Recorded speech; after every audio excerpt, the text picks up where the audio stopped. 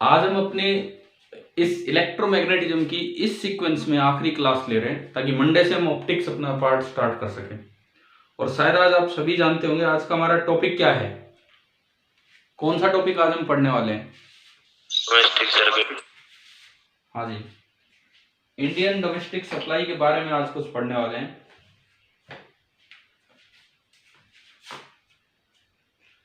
तो जो आज का हमारा टॉपिक है that is the domestic electric circuits.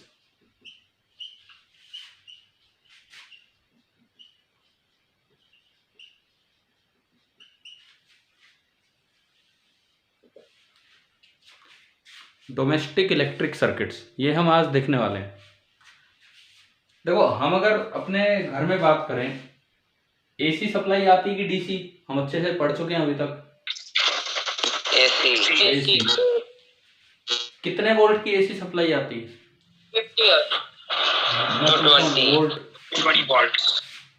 220 volt. अब ऐसा बोलना मतलब ये कौन सी वोल्टेज है? RMS, root mean square. कितने हर्ट्ज पे चल रही होती है? At 50 hertz. ये हमारे घर की जो एसी सप्लाई है ये इस तरह से ये सब आ रही होती है। अब जो जैसे डिस्ट्रीब्यूशन स्टेशन है वहां से ये सब सप्लाई आ रही है, तो घर में सप्लाई किस तरह से आती है? क्या आपने ये सुने हैं ये टर्म्स, लाइव वायर,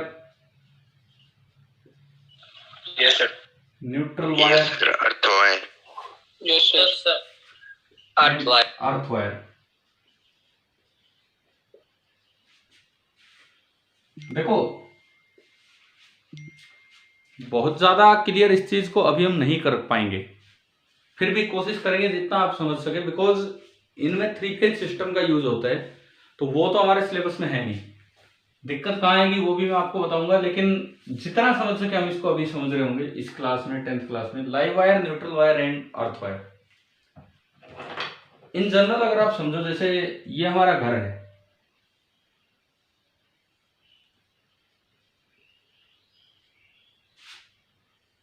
इसके अंदर एक मैंने बोल दिया live wire. Generally live wire कैसे कलर से दिखाई जाती है? येलो। जनरल इसका कलर होता है वो कौन सा होता है? रेड। जो न्यूट्रल वायर होती है वो कौन से कलर से दिखाई जाती है? ब्लैक। न्यूट्रल वायर जो होती है वो ब्लैक कलर से दिखाई जाती है। और मैं उसी कलर से लिख रहा हूँ। क्या कलर थोड़ा विजिबल है क्या जो मैं बना रहा हूँ? Yes sir. ये कौन सा कलर है? ग्रीन। तो ये आपकी वायर है, कौन सी वायर? Earth wire. ठीक है, live wire, neutral wire, earth wire, ये 3 वायर्स आपको यहाँ पे दिखाई जाती हैं। इनके कितने कितने क्या पोटेंशियल्स होते हैं? जो लाइव वायर होती है जिसको आप रेड कलर से दिखा रहे हो, वो लगभग कितने वोल्ट पे चलती है? क्या आरएमएस वैल्यू होती है 220 वोल्ट। न्यूट्रल वायर जो होती है वो लगभग कितने पे? 0 वोल्ट। और जो अर्थ वायर होती है वो एग्जैक्टली कितने पे होती है? 0 पे। ठीक है, अभी जो न्यूट्रल का कॉन्सेप्ट है ये दरअसल थोड़ा 3 फेज सप्लाई से रिलेटेड है। 3 फेज एसी सप्लाई, हमने कल एसी जनरेटर पढ़ा तो उसमें पढ़ा था कि फेज इससे डिसाइड होता है कि शुरुआत उस कोयल की किस जगह से हुई है घूमने से। न्यूट्रल पे एकदम 0 सर्किल होता ना। न्यूट्रल होता क्या है तो हमें ये भी तो नहीं पता ना अभी। भाई हमारे घर में सप्लाई आ रही है, एक से करंट आया और दूसरे से निकला, ठीक है। उनमें से एक वायर हाई वोल्टेज पे होती है 220 वोल्ट पे, एक वायर लगभग क्लोज टू 0 वोल्ट पे होती है, क्लोज टू 0 वोल्ट पे, जिसे एग्जैक्टली 0 हम नहीं कह सकते, कुछ ऐसा अरेंजमेंट। अब इस लाइन को समझने की कोशिश करना। 3 फेज सप्लाई में न्यूट्रल वायर से तीनों करंट्स इस तरह से एडअप हो रहे होते हैं कि वहां उनकी एवरेज वोल्टेज तीनों का जो सम बने वो 0 बने। ये फेजर एडिशन होता है। कल मैंने आपको, मैं दोबारा बताता हूँ, एक चीज बताई थी कि अगर 3 फेज जनरेटर है तो एक कोयल यूं स्टार्ट हो रही है, एक कोयल कुछ एंगल पे स्टार्ट हो रही है, एक किसी और एंगल पे Yes, स्टार्ट sir. हो रही है, बताया था ना। Yes, sir. तो तीनों का जो फेजर सम होता है इस तरह बनता है कि न्यूट्रल वायर का जो पोटेंशियल है वो कितना बन जाएगा, लगभग 0 वोल्ट। ठीक है, अब यूं तो एक बड़ा भारी कंफ्यूजन हो जाता है बच्चों को, भाई एसी सप्लाई है तो यूं थोड़ी कि ये फिक्स 220 पे 0 पे, तो ये प्लस माइनस 220 पे घूमता रहता है भाई, कभी ये हाई होगा कभी ये लो होगा, और ये लगभग कितने वोल्ट पे रहता है, this is close to 0 volt, है ना। तो अभी के लिए तो आप इसे एक डीसी के तरीके से समझे तो आसान रहेगा कि जैसे ये 220 वोल्ट, ये 0 वोल्ट, क्लोज टू 0, इसको भी टच नहीं करने, इस पर भी कुछ पोटेंशियल डिफरेंस हो सकता है, डिपेंड करता है वो मैं फिर से कुछ हायर टर्म्स ले रहा हूँ, बैलेंस्ड लोड है कि अनबैलेंस्ड लोड है। अनबैलेंस्ड लोड हो तो उसमें 0 से बहुत दूर भी हो सकता है, तो कई तरह की दिक्कतें आती हैं इसमें। लेकिन अब ना तो हमें ये समझना है बैलेंस्ड लोड क्या होता है, ना ये समझना है अनबैलेंस्ड लोड क्या होता है।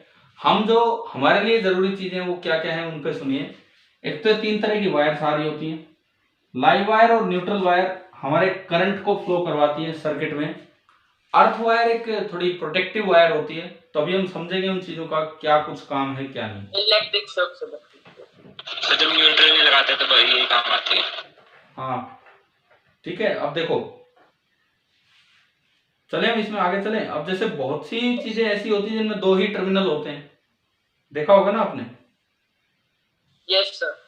तो उनमें कौन से 2 कनेक्ट करते हैं हम, लाइव और न्यूट्रल। जैसे कोई फैन है वो ऑन करना है, सिंपल, वो लाइव न्यूट्रल से सब काम चल जाता है। लेकिन कुछ चीजें ऐसी भी है जिनमें अर्थ वायर को भी यूज किया जाता है, जैसे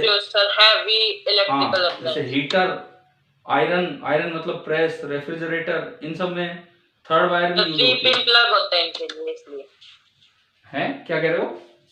इसलिए ठीक है 3 पिन प्लग होता है, उसे पावर प्लग भी बोल देते हैं, वहां पे कनेक्ट किया जाता है। अच्छा, ये जो तीसरा टर्मिनल होता है जो वायर में से निकल के आता है, सॉरी उस अप्लायंस में से, वो कहाँ कनेक्टेड होता है? अर्थ में ना, जैसे मैं क्या पूछ रहा हूँ आपसे कि ये कोई सपोज ये कोई इलेक्ट्रिक आयरन है, ठीक है, प्रेस है, कोई प्रेस होती है ना करने वाली इस तरह से, इसके अंदर कोई एक सर्किट है ये, तो आपने बाहर से तो कनेक्ट कर दी 2 वायर्स, एक लाइव वायर और एक न्यूट्रल वायर, ठीक है। बाहर से तो आपने ये कनेक्ट कर दी, एक लाइव वायर और एक न्यूट्रल वायर। अब आप ये बताओ, जो तीसरा टर्मिनल निकलता है इसका, इस अप्लायंस आयरन की बॉडी पे, हाँ, तो इसके एलिमेंट वो केवल और केवल इसकी मेटालिक बॉडी से कनेक्टेड होता है, केवल और केवल इसकी मेटालिक बॉडी से कनेक्टेड होता है। अब जैसे यहां से ये निकला,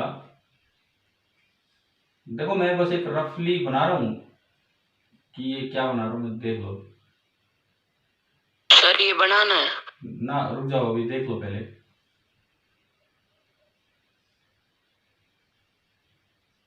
इसका प्लग बना रहा हूं मैं, प्लग ऐसा होता है, यहाँ पे ऊपर एक थोड़ी बड़ी लाइन निकली होगी, यस सर, नीचे 2 छोटी लाइन निकली होंगी, समझ गए ना प्लग किस तरह का है। Yes sir. तो ये ऊपर तो इससे जुड़ा हुआ होता है, और नीचे वाले जो 2 होते हैं वो ये इन टर्मिनल से जुड़े होते हैं ये। तो अगर ऊपर वाला ना भी हो, क्या तब भी ये काम कर जाएगा? यस सर, करेगा, बिल्कुल करेगा, बिकॉज करंट तो फ्लो नीचे वालों में ही करना है, ऊपर वाला तो एक सेफ्टी डिवाइस है, कैसे वो हमारी रक्षा करता है, कैसे प्रोटेक्शन करता है, उस पर हम आएंगे, अभी देखेंगे क्या है, ठीक है। अब देखो आपके घर में जैसे कोई, मैं एक सॉकेट स्विच बनाता हूं,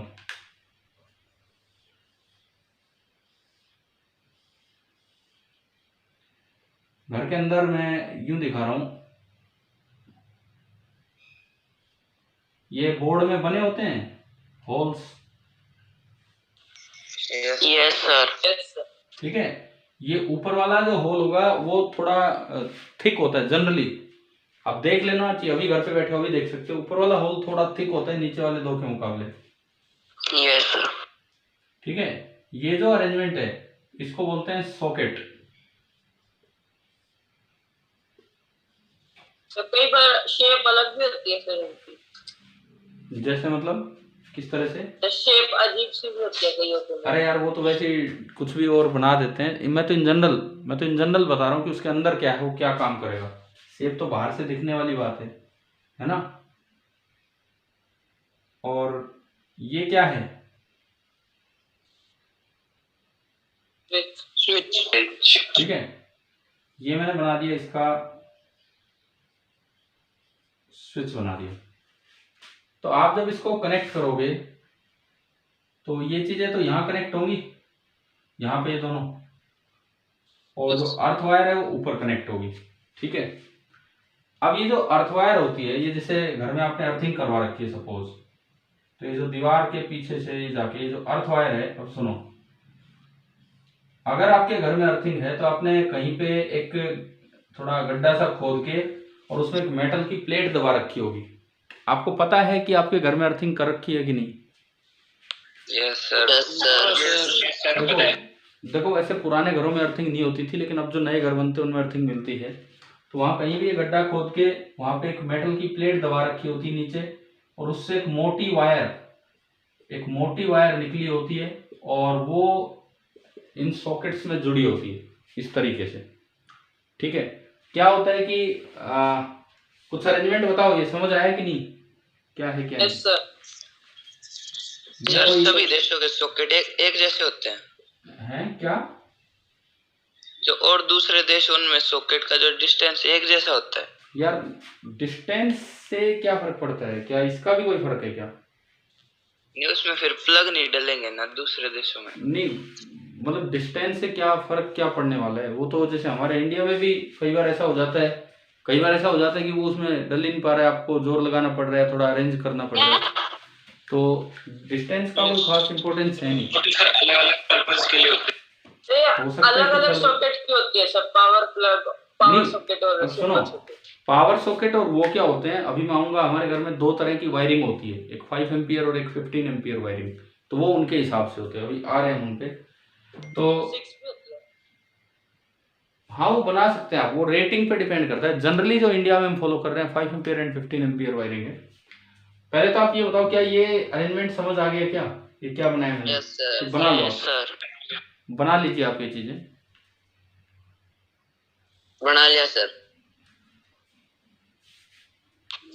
सर ये सॉकेट भी बनाने हैं? हाँ बना लो, ताकि याद भी रहे, ध्यान रहे कि क्या है क्या नहीं है ये चीजें, सॉकेट स्विच और ये सब।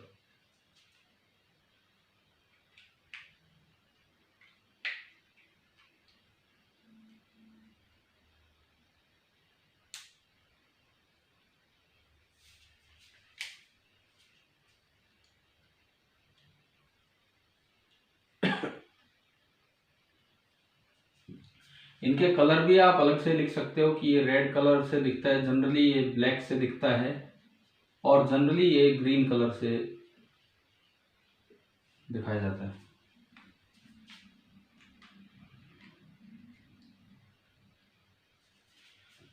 ये अर्थिंग का सिंबल है, आप चाहें तो यहाँ ये लगा सकते हैं। हो गया सर। ठीक है।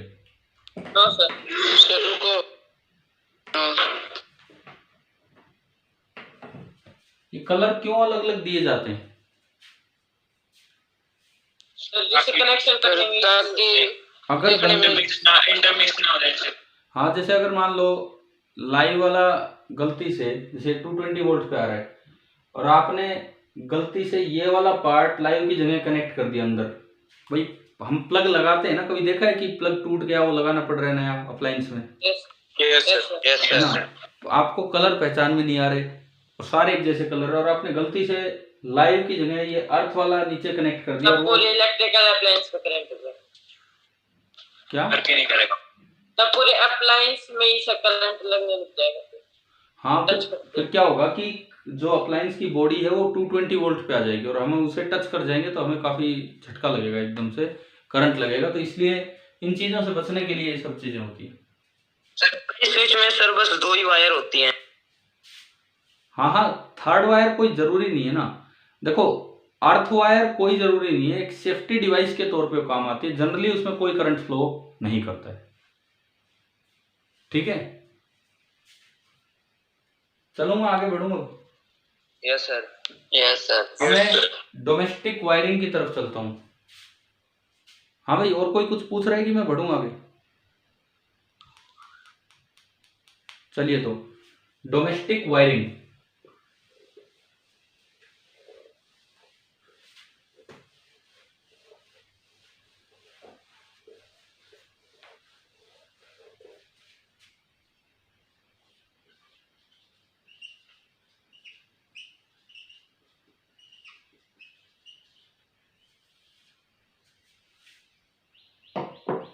हमारे घर में अक्सर किस तरह के कनेक्शंस होते हैं? पैरेलल। पैरेलल।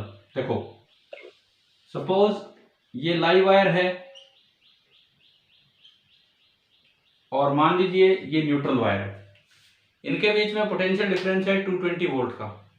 सारे के सारे अप्लायंसेज यहीं पैरेलल में कनेक्ट होंगे। किस तरह से कनेक्ट होंगे? जैसे मान लो एक सपोज कोई बल्ब कनेक्ट किया,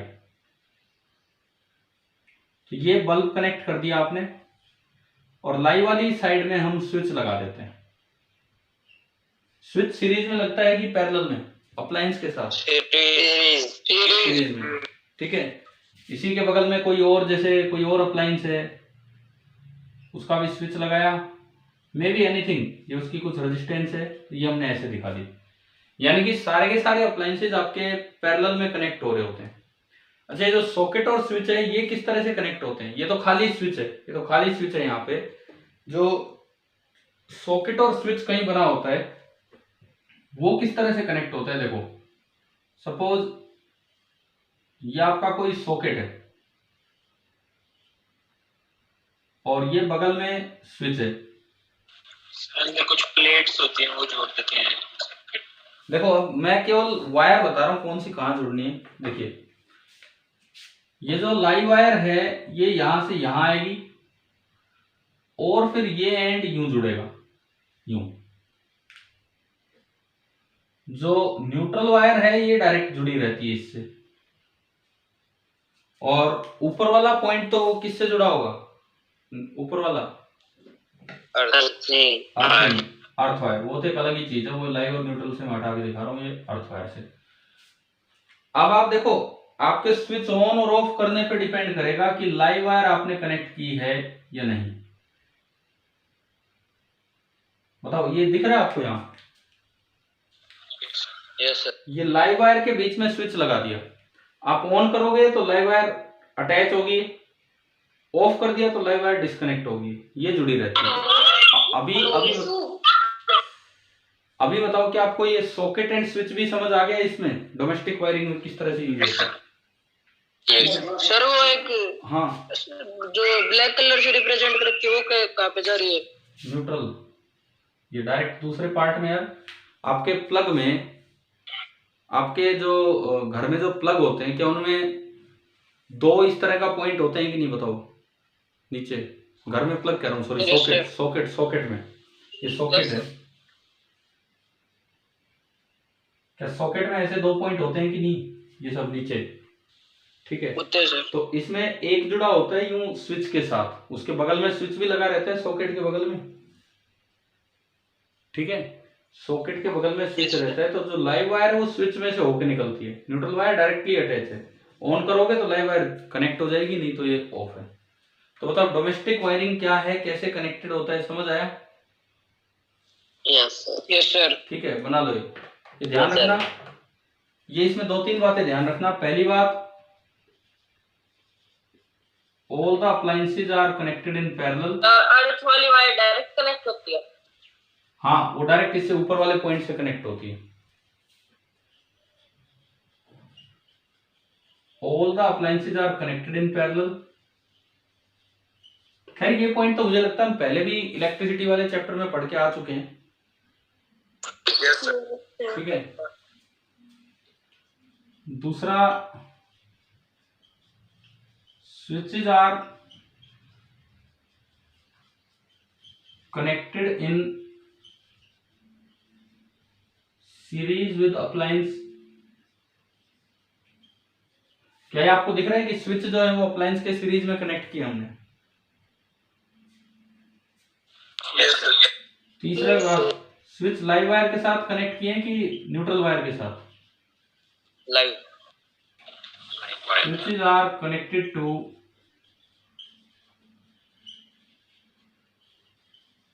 लाइव वायर।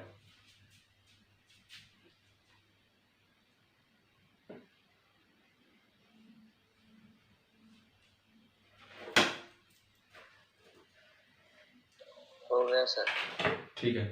ये जैसे आज ये डोमेस्टिक सर्किट पूरा हो रहा है, फिर जनरेटर पूरा हो रहा है, तो आप जो भी आपको वो रेजोनेंस वाले क्वेश्चन मैंने भी सेंड किए थे, आपके पास घर पे भी बुक है, उसमें जो कुछ एंड में अगर कुछ होना इन पे सवाल तो अपने ट्राई कर लेना अगर हो तो, मैग्नेटिज्म वाले पार्ट में। Okay sir.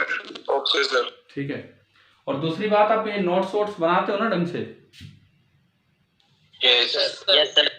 जैसे मैंने कल जनरेटर पढ़ाया था, जनरेटर के नोट्स बनाए आपने? Yes sir. Yes sir. Yes sir. तो एक काम करना, ये क्लास होने के बाद आज की क्लास में जो मैं पढ़ा रहा हूं, आप क्या नोट्स बना रहे हैं एक बार मुझे सेंड करोगे? कर दोगे? Okay sir. Yes sir. Just एक दो पेज ही तो होंगे, बहुत ज्यादा तो होंगे नहीं, फोटो खींच के और क्लिक करके सेंड करना। Okay sir. ठीक है।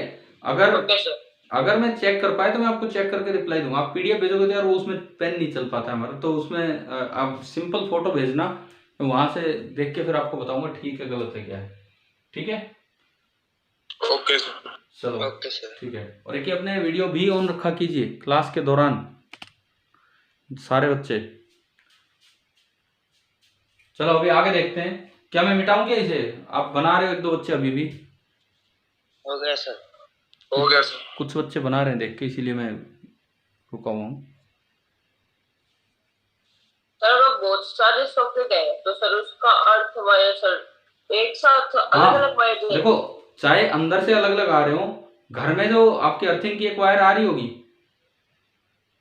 ठीक है, उसी से सारे जुड़े होते हैं। अरे एक डिस्ट्रीब्यूशन बॉक्स होता है घर में, कई चीजें होती हैं, तो एक में लाके कनेक्ट कर दो, फिर वहां से सारे हर तरफ कनेक्ट हो जाएंगे। जो हाँ ये याद रखो, घर में जितने भी सॉकेट हैं सबके ऊपर वाले जो पिन हैं वो सारे एक जगह कनेक्टेड होते हैं। ठीक है। चलो मैं आगे बढ़ूं। Yes sir. अब बता दिया करो, अगर किसी का नहीं हुआ हो तो मैं फिर रहने दूंगा।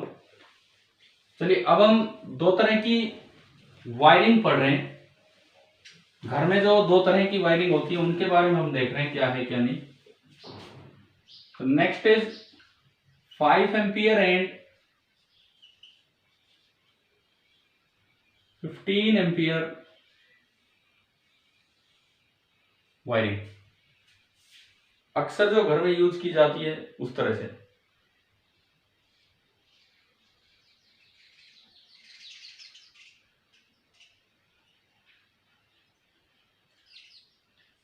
सर इनके बेस पर एमसीबी भी होती है ना? क्या? सर इसी बेस पर एमसीबी अभी आएंगे ना, आज की क्लास में एमसीबी भी होने वाला है, टॉपिक भी इसी के बाद। ठीक है, अभी आते हैं उन पे। सबसे पहली बात ये सुनो, 5 एम्पियर वायरिंग का क्या मतलब है कि ऐसी वायर जिसमें मैक्सिमम करंट कितना जा सके? 5 एम्पियर। ठीक है। मैं एक बार जैसे दो एग्जांपल लेता हूं। एक हीटर है, एक बल्ब मैंने लगाया है घर में, और एक हीटर मैंने लगाया है घर में। किसकी रेजिस्टेंस ज्यादा होती है, बल्ब की या हीटर की? हीटर। बल्ब की। हीटर की रेजिस्टेंस तो मान लो 25 ओम है, बल्ब की जो रेजिस्टेंस है वो नियरली 500 ओम के आसपास। हीटर से तो आप केवल हीट प्रोड्यूस करते हैं, बल्ब से इतनी हीट प्रोड्यूस करते हैं कि वो हीट किस में कन्वर्ट हो जाए? लाइट। इनकैंडिसेंट की स्थिति तक आप पहुंच जाते हैं। अच्छा, दोनों में सप्लाई आ रही है 220 वोल्ट, तो बताओ IRMS कितना होगा, यहाँ कितना होगा और यहाँ कितना होगा?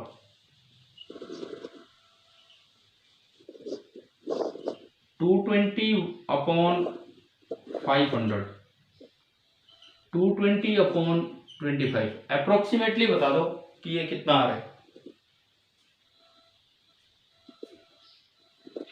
0.44। 0.45 मान लो मैंने 0.5 बोल दिया, 0.5 एम्पियर।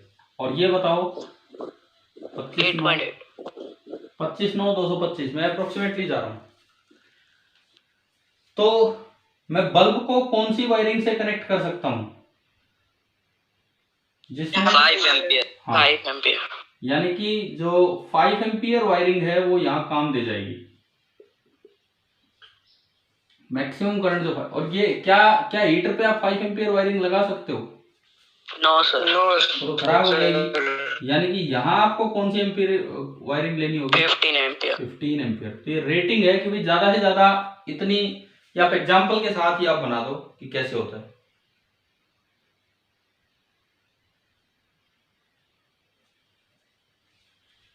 ये जो वायर होती हैं, these are thicker wire and better quality wire, जो ज्यादा करंट तक झेल पा रही है।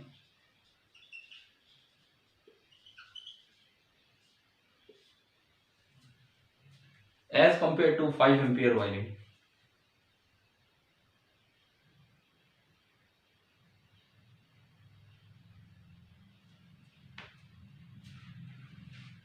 तब 1 mm वायर में सर कितना एम्पियर होता होगा?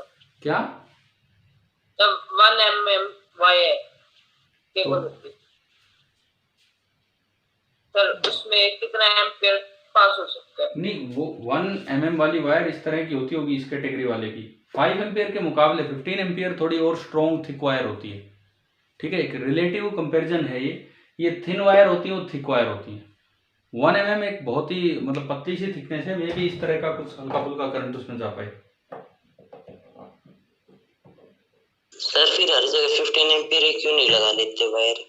भाई सुनो, रेजिस्टेंस इकोनॉमिक नहीं, सुनो, एक इकोनॉमिक कंडीशन भी तो होती है कुछ। पहली बात मतलब हर जगह एक होता है कि बहुत ही मैं तगड़ा ही महल बना दूं, सब कुछ ही बना दूं, तो वो महंगा भी तो बहुत हो जाएगा, काम भी इतना नहीं आना, क्योंकि वहां पे ये हल्के वाले भी काम दे सकते हैं, आप लगा सकते हो, कोई प्रॉब्लम थोड़ी उसमें। घर में पावर प्लग ही पावर प्लग लगा दो, सिंपल प्लग लगाओ मत, तो उसमें नुकसान थोड़ी है, लेकिन उसमें हमारा मतलब खर्चा हो रहा है, पैसा वेस्ट हो रहा है, और कुछ नहीं हो रहा है। ठीक है, अब मैं जैसे इन्होंने एमसीबी की बात की, तो अब हम कुछ इलेक्ट्रिकल प्रॉब्लम्स की तरफ चलेंगे। वो प्रॉब्लम जो हमने पहले इलेक्ट्रिसिटी वाले चैप्टर में भी पढ़ी हैं, एक बार दोबारा से, और फिर उनके सेफ्टी मेजर्स, तो वहां पे हम ये चीजें देख रहे होंगे। चले भाई, मिटा दो ना इसे। Yes sir. Yes sir.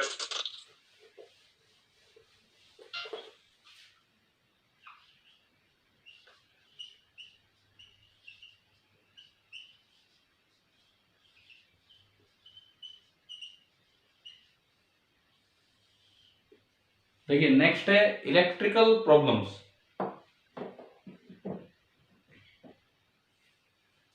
क्या हमने पहले कभी दो तरह के फॉल्ट पढ़े थे?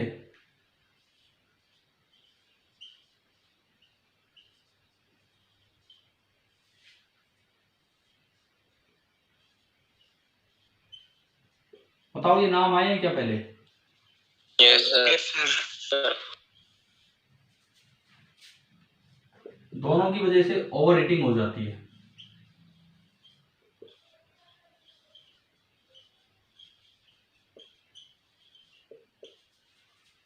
दोनों की वजह से ओवर हीटिंग हो जाती है, और उससे फिर आग वाग लग सकती है सर्किट में।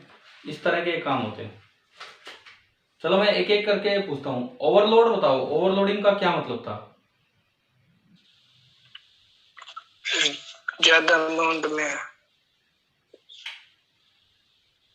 मान लो किसी स्विच बोर्ड में कोई लाइव वायर एंटर कर रही है, ठीक है, और बिना ओवर हीटिंग के उसकी कोई लिमिट है कि भाई इतने करंट तक वो वायर झेल सकती है, और आपने कई स्विच लगा रखे हैं वहां पे, कई फैन लगा रखे हैं, मतलब रूम में ही स्विच ऑन कर दिए, लाइट ऑन कर दी, फैन ऑन कर दिया, कुछ सॉकेट्स हम सब में कुछ ना कुछ कनेक्ट कर दिया, हीटर, टोस्टर, आयरन, मतलब एक ही कमरे में बहुत कुछ होने लग रहा है।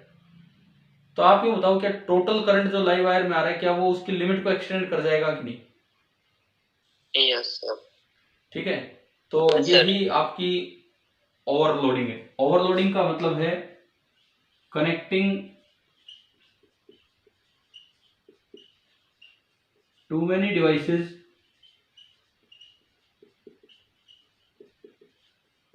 इन पैरेलल। एक ही जगह पैरेलल में बहुत ज्यादा डिवाइस कनेक्ट कर देना, मतलब एक ही सॉकेट है वहां भी कई चीजें लगा दी इस तरह से। या फिर एक और भी कारण हो जाता है, कई बार ये ओवरलोडिंग हम नहीं करते, अपने आप करंट बढ़ जाता है। किस वजह से? Accidental hike in supply voltage. अगर बाहर से सप्लाई वोल्टेज ही बढ़ेगी तो बताओ क्या जितने डिवाइस हैं सब में करंट बढ़ेगा कि नहीं? यस।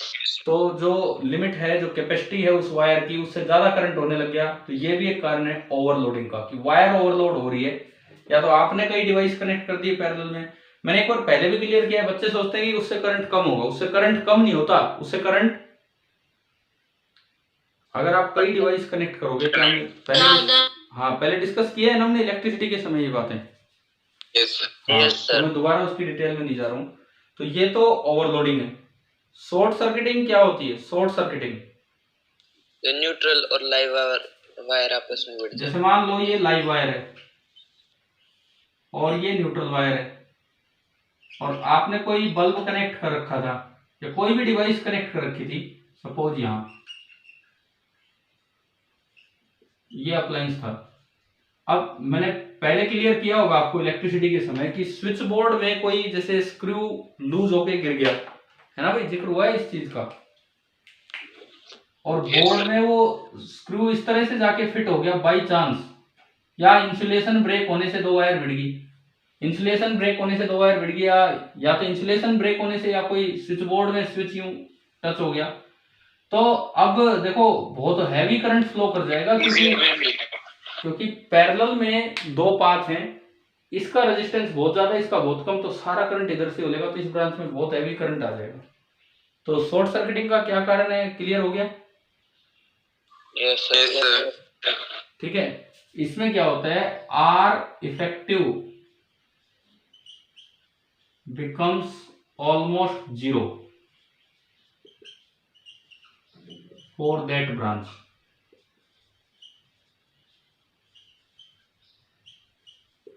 और यहाँ बहुत हैवी करंट फ्लो होने से अगेन ओवर हीटिंग वगैरह हो जाती है सर्किट में, और इससे फायरिंग भी, मतलब फायरिंग क्या, आग लग जाती है वहां पर। कई बार आपने सुना है कि न्यूज़पेपर में शॉर्ट सर्किट की वजह से आग लगी, इस तरह से लिखा रहता है। Yes sir. ठीक है ना, तो ये यही सब है। ये जो मैंने दिखाया है this is a screw, this is a screw, या फिर वैसे भी कोई इंसुलेशन ब्रेक हो जाए कहीं पे, तो ये आपके दो पॉसिबल फॉल्ट्स हैं, ओवरलोडिंग एंड शॉर्ट सर्किटिंग। तो ये क्या लिखा है नीचे? कहाँ? तो ये एरो के साइड में, ब्लू एरो के साइड स्क्रू, ये कोई स्क्रू टच कर गया, कंडक्टिंग स्क्रू है वो।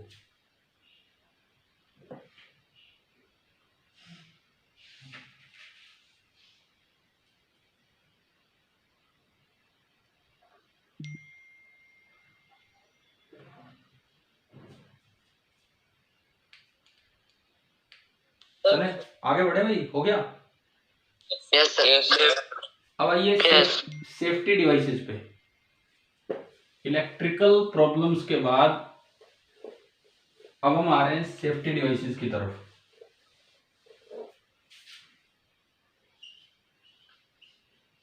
तो कैसी क्या फिनिशिंग हो रही है इस चैप्टर की? ठीक ठाक हो रही है ना? Yes sir. मतलब समझ आ रहा है ना ढंग से? Yes sir. सेफ्टी डिवाइसेस के रूप में हम दो चीजें पढ़ते हैं, एक तो फ्यूज, वो मुझे इस चैप्टर में पढ़ाने की जरूरत नहीं, क्या पिछले चैप्टर में हम फ्यूज पढ़ के आ चुके हैं इलेक्ट्रिसिटी के समय? Yes sir. Yes sir. ये तो based on heating effect of current. Madam number 1 लिख तो लीजिए। नंबर 1 है फ्यूज, ये इस पे बेस्ड होता है। सिंबल फ्यूज का सर्किट में अक्सर हम ऐसे दिखा देते हैं, अगर कहीं भी ये दिखाया है तो ये सर्किट सिंबल है फ्यूज का, और ये बीच में फ्यूज वायर को रिप्रेजेंट कर रहा होता है। फ्यूज वायर किसका बना होता है? मेटल। क्या? किस मेटल का बना होता है सर फ्यूज वायर? एल्यूमिनियम को किसी का फ्यूज वायर देखो हमारे घर में तो किसी भी मेटल का यूज कर लेते हैं, मेटल होना चाहिए, कोई वायर मिल जाए उससे कनेक्ट कर देते हैं। नहीं तो एक ऐसा मेटल लिया जाता है जिसका मेल्टिंग पॉइंट नॉर्मल हो, ना बहुत ज्यादा हाई हो ना बहुत ज्यादा लो हो, ठीक है, इस तरह से। बाकी कुछ अलॉयज भी यूज किए जाते हैं फ्यूज बनाने के लिए। फ्यूज कैसे लगता है देखो, जैसे ये फ्यूज, कई बार पूरी वायर की जगह से खाली एक उसका वो ले लेते हैं पार्ट। हाँ हाँ यही है। ये है फ्यूज का सॉकेट। सॉकेट मतलब जो आपके घर में दीवार में लगा हुआ है वो, ये फ्यूज का सॉकेट है। इसके अंदर ना ये लाइव वायर आ रही है, ये फ्यूज सॉकेट है। और ये देखो ये सब कुछ ब्रेक करने के लिए स्विच फ्यूज सब कुछ लाइव वायर में लगाते हैं। लाइव वायर में फ्यूज का सॉकेट, लाइव वायर मतलब फ्यूज सॉकेट से पास हो रही है। अब जो फ्यूज का प्लग होता है जो हम इसमें लगाते हैं, पुराने फ्यूज देखे हैं क्या आपने? मैं एमसीबी की बात नहीं कर रहा हूँ, मैं फ्यूज की बात कर रहा हूँ, वो निकालने पड़ते हैं, यस सर। है ना? तो उसके अंदर ये मैं दिखा रहा हूँ फ्यूज प्लग। मैं लिख इसलिए रहा हूँ कि यार टर्म्स भी तो पता होनी चाहिए, आधी बार तो इन्हीं में कंफ्यूजन रहता है, क्या प्लग है क्या सॉकेट है। उसके अंदर एक वायर होती है। हाँ, इसके अंदर एक वायर हम कनेक्ट करते हैं, और जैसे फ्यूज जल जाए, फ्यूज बर्न हो जाए, तो इसको निकाल के देखते हैं कि ये वायर मेल्ट तो नहीं होगी। मेल्ट होगी तो फ्यूज बर्न हो गया, यानी कि सर्किट में कुछ एक्स्ट्रा करंट आ रहा था जो ये झेल नहीं पाया, और इसने खुद सही दी देके और हमारे सर्किट को बचा दिया। ये हो गया, ठीक है सर। जैसा कि सक्षम ने कहा था एल्यूमिनियम का बन सकता है। एल्यूमिनियम तो सर मेल्ट ही नहीं होगा जल्दी। यार देखो भाई, ऐसा एल्यूमिनियम का भी ले सकते हैं, वैसे ऐसा नहीं है, बहुत पतली सी वायर वो मेल्ट हो जाता है। सुनो, टिन लेड अलॉय भी हम यूज कर लेते हैं फ्यूज के रूप में। मतलब एक ऐसा मटेरियल जो बहुत हाई मेल्टिंग पॉइंट ना हो, ऐसा भी ना हो लगाते ही मेल्ट हो गया, लगाते ही मेल्ट हो गया, घर में करंट ठीक आ रहा था तब भी मेल्ट हो गया, तो वो भी तो दिक्कत देगा ना। तो नॉर्मल सा मेल्टिंग पॉइंट हो। अक्सर घरों में पहले तो भाई कोई मेटल सा मिल जाया करता था, हम फ्यूज के रूप में यूज कर दिया करते थे, ये हुआ करता था, ठीक है। चलो ये बताओ फ्यूज आ गया क्या समझ, क्या है? Yes sir, yes sir, yes sir, ठीक है। अब मैं आपसे जैसे इसमें सवाल पूछ लिया जाए कि फ्यूज का मेल्टिंग पॉइंट हाई होना चाहिए कि लो, इसका क्या जवाब होगा? लो, लो, नॉर्मल, नॉर्मल, नॉर्मल, नॉर्मल भी, और अगर ऑप्शन ही दो हैं हाई हो लो हो, फिर वहां क्या जवाब देंगे? लो, लो, लो लिया जाएगा। तो इसमें ये लिख लेना कि ये जो वायर है, ये जो फ्यूज वायर है,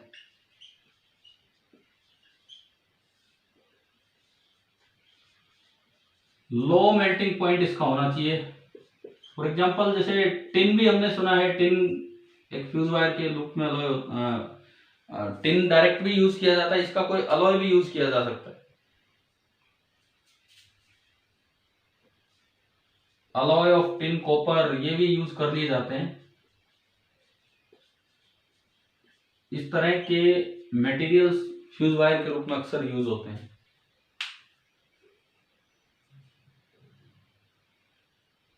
अच्छा मान लो 15 एम्पियर वायरिंग में मैं 5 एम्पियर वायरिंग का फ्यूज लगा दूं तो क्या वो काम दे जाएगा? नो सर, फ्यूज ही हुआ रहेगा। 5 एम्पियर वाला कम से कम 5 एम्पियर तक झेलेगा, लेकिन 15 एम्पियर वाले के लायक वो नहीं बनेगा, तो फ्यूज ही होता रहेगा बार बार, ठीक है ना। चलिए फ्यूज वाला तो आ गया समझ, क्या है क्या नहीं, ठीक है। और दूसरा सेकंड डिवाइस जिसको आप बोलते हैं सर्किट ब्रेकर, सीबी, घरों में क्या बोलते हैं इसे? Miniature circuit. वो एम मिनिएचर सर्किट ब्रेकर। ये मिनिएचर वर्ड कब सुन रखा आपने? ठीक है, चलो ये मिनिएचर सर्किट ब्रेकर होता है जो घर में यूज करते हैं। This is based on the कौन से इफेक्ट पे? Magnetic effect of current. ये जो सर्किट ब्रेकर्स होते हैं या मिनिएचर सर्किट ब्रेकर्स होते हैं, ये मैग्नेटिक इफेक्ट ऑफ करंट पे बेस्ड होते हैं। कैसे देखते हैं हम?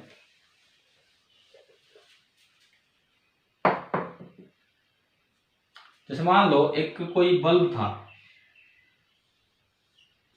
ये आपका इलेक्ट्रिक बल्ब है, ये आ रही है न्यूट्रल वायर, और ऊपर मैं इसमें बनाता हूं लाइव वायर। ये तो फैन ही चल रहा हमारा, ये भाई, हाँ ये लाइव वायर है, नीचे न्यूट्रल वायर है और एक लाइव वायर है। अब इसमें होता क्या है कि एक इस तरह की वायरिंग यूज की जाती है। ये यहां पे कोई लाइव वायर में एक ब्रेक पॉइंट दिया जाएगा जिसको हम बोल देते हैं सर्किट ब्रेकर। सोलेनॉइड सुना है ना हमने? Yes sir. ठीक है, इस तरह का कुछ अरेंजमेंट बना दिया जाता है और उसमें कोर ली जाती है, कोर, सेमी इंसर्टेड कोर, जैसे सेमी इंसर्टेड कोर जो अभी इसके अंदर नहीं गई है पूरी। और ये जो पॉइंट है ये यहां कनेक्टेड होता है इस तरह से।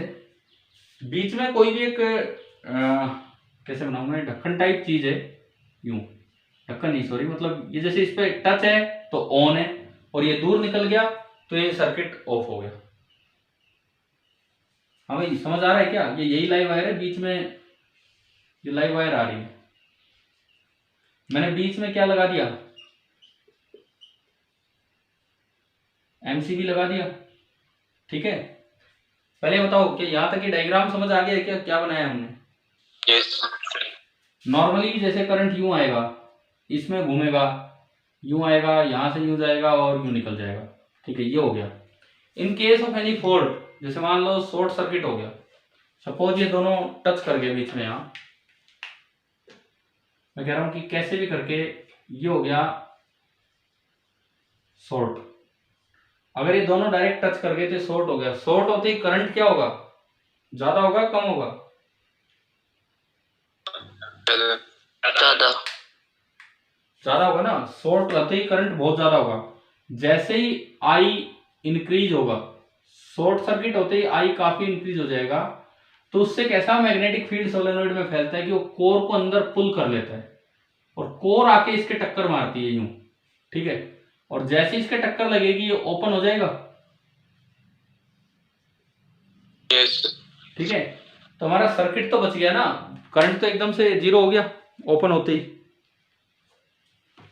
समझ आ रहा है कि कैसे क्या काम करता है?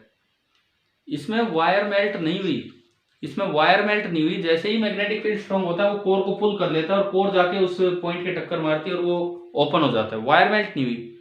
अब आप मैनुअली उसे ठीक कर सकते हैं कि नहीं बताओ? Yes yes sir. क्या करते हैं? Yes sir. हम बोलते हैं कि एमसीबी डाउन है, यस। आप उसे अप करके देखेंगे फिर से कोर पीछे आ जाएगी, कोर पीछे आते ही ये ठीक होगा। अगर तब भी आपका फॉल्ट ठीक नहीं हुआ है तो वो फिर से ब्रेक हो जाएगी। होता नहीं कई बार ये एमसीबी बार बार डाउन हो रही है, इसका मतलब आपने फॉल्ट रेक्टिफाई नहीं किया है। अगर आप फॉल्ट को रेक्टिफाई कर देते हो तो आप इसको फिर मैनुअली ठीक कर लेते हो। तो चलो, सर्किट ब्रेकर कैसे काम करता है समझ आया क्या? Yes sir. ठीक है, ये जो स्विच है, ये जो स्विच है ओपन हुआ, this switch can be again turned on manually. कैसे? उस एमसीबी को ऊपर उठाते हैं नीचे गिराते हैं बताओ? ऊपर उठाते हैं। ऊपर। Again turn on manually after removing the fault. Fault को रिमूव करने के बाद आप इसको यूं ठीक कर सकते हो।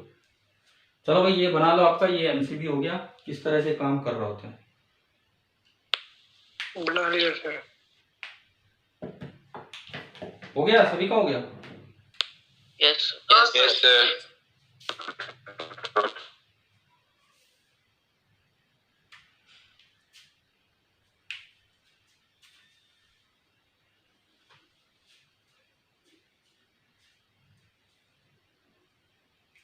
एक क्वेश्चन लेते हैं अब हम इस पे।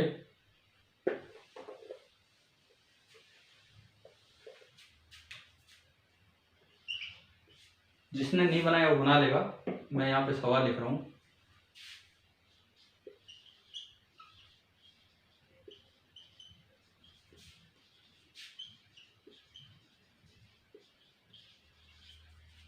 The mains power supply of a house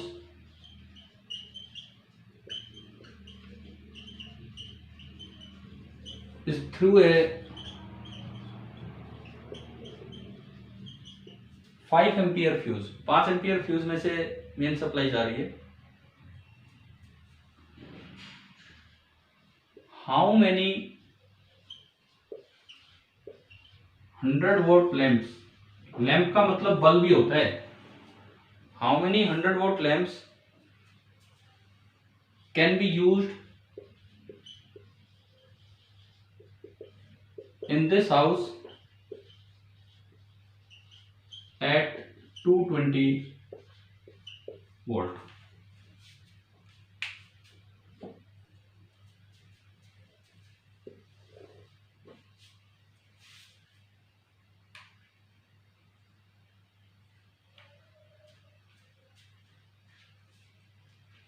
ये मिटा दो अभी, MCB. Yes sir. Yes sir.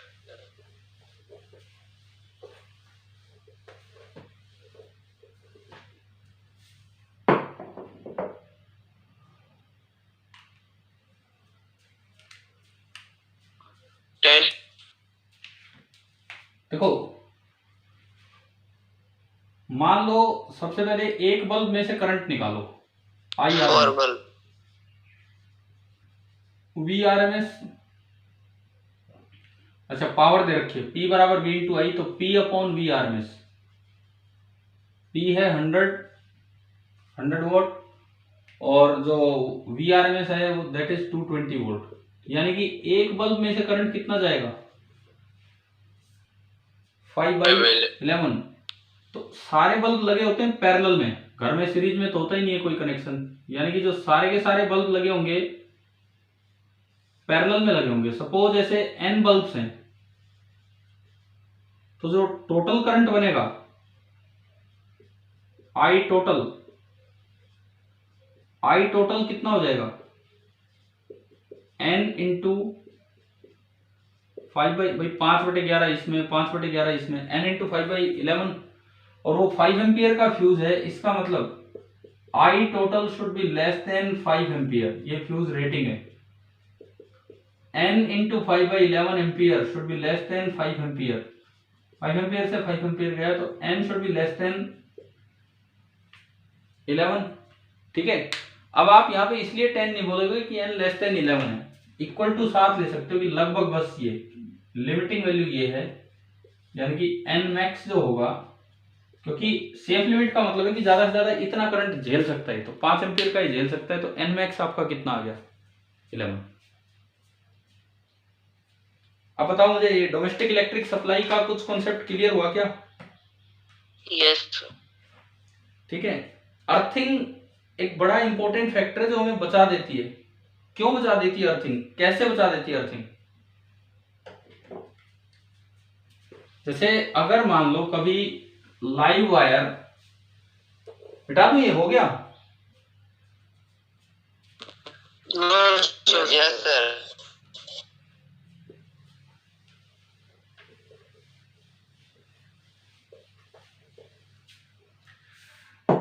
देखो होता क्या है, जैसे मान लो कोई भी डिवाइस है,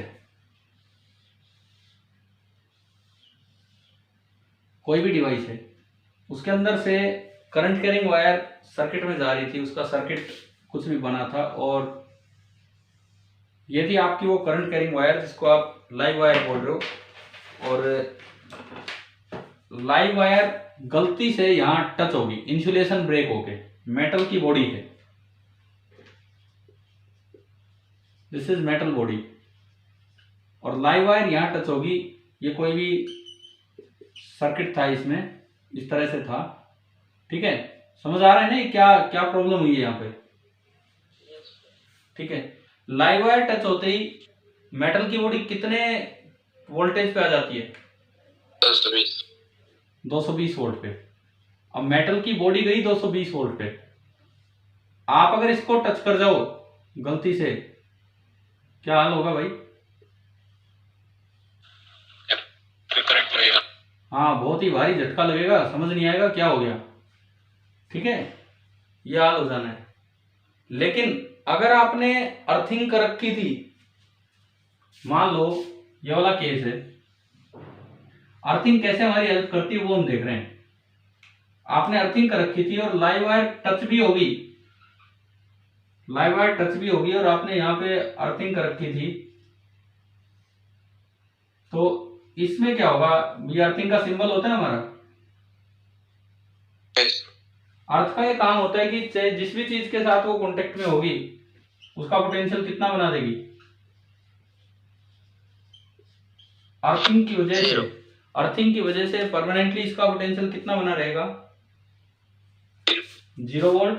और अब अगर आप मेटल की बॉडी को टच भी कर जाओ, क्या कोई फर्क पड़ने वाला है आप पे? कुछ नहीं, आप नॉर्मली रहोगे, कोई दिक्कत ही नहीं है, ठीक है। ये है कि मतलब एडवांटेज प्रोवाइडेड बाय